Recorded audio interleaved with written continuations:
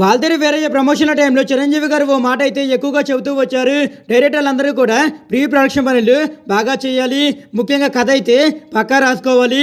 Pre production దశలో సీన్లు అయితే అనుకున్నట్టుగా రాకపోతే పేపర్లు మాత్రమే వేస్ట్ అవుతాయి. కానీ ఒకసారి తెరపైకి వెళ్ళాక సీన్ అయితే అనుకున్నట్టుగా రాలేదు అంటే నిర్మాతకి ముందు నుంచి కోట్లలో నష్టం వస్తుంది అంటూ చిరు చెప్పుకొచ్చారు.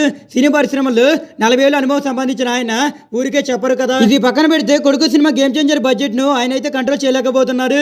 టాలీవుడ్ ప్రొడ్యూసర్ గా పేరొందిన దిల్ రాజు నిర్మిస్తున్న సినిమా ఇది. ఈ సినిమాకి దిల్ రాజు ముందుగా అనుకున్న బడ్జెట్ అయితే 200 కోట్లు. కానీ సగ షూటింగ్ కూడా అవ్వకుండానే ఆ లెక్క అయితే క్రాస్ అయిపోయింది. శంకర్ సినిమా అంటే గ్రాండ్ ఇయర్ అంటే శంకర్ అనే విధంగా ఆయన సినిమాలకి నిర్మాతలతో అయితే ఖర్చు పెట్టిస్తూ ఉంటారు. 50వ సినిమా కాబట్టి దిల్ రాజు గ్రాండ్ గా చేయాలని శంకర్ దగ్గర ఫ్లోలో మాట అయితే వదిలేశారట. అలాంటప్పుడు శంకర్ తగ్గుతాడా అంటే ఇప్పటికే 330 కోట్ల వరకు బడ్జెట్ అయినట్టు అర్థమవుతుంది. అన్ని ఎలా ఉన్నా కూడా ఇప్పటి వరకు 60 కోట్ల వరకు వేస్ట్ ఫుటేజ్ తీసాడు Shankar. Dil Raju calm going person కాబట్టి సరిపోయింది. అదే తమిళ నిర్మాతలు అయితే ఈ విషయానికి శంకర్ పై ఇంకో కేసు వేసి ఉండేవారు అనడంలో అతిశయోక్తి లేదు.